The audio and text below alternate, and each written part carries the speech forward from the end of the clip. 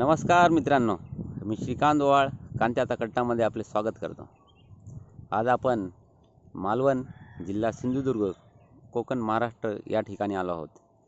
Last एपिसोडमध्ये आपण पाहिले असेलच की आपण कोकणातच परंतु दापोली जिल्हा रत्नागिरी येथे गेलो होतो।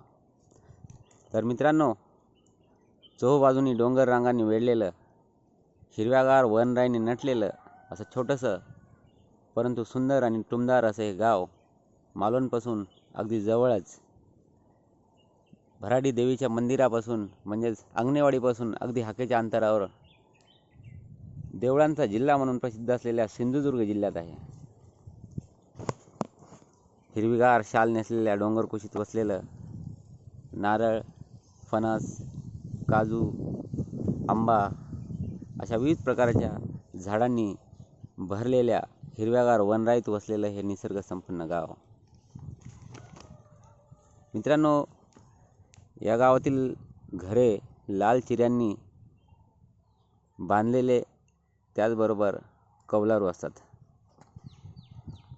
बाजूलाच हिरवीगार शेती आपल्याला पाहायला मिळते, पक्ष्यांचा चिवचिवाट, मधूनच कुठून तरी कोंबड्याचा बांग आपल्याला ऐकायला मिळतो। मध्येच एखादी थंड वाऱ्याची झुळूक शरीराला व मनाला स्पर्श करून जाते।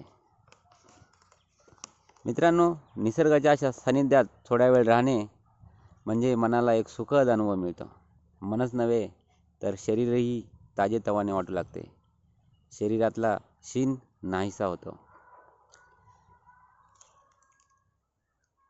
खरं सांगू मित्रांनो, आपल्या दररोजच्या धकाधकीच्या आणि धावपळीच्या जीवनातून थोडा वेळ काढून अशा निसर्गाच्या सानिध्यात थोडा वेळ का होईना नक्की घालवा, एन्जॉय करा।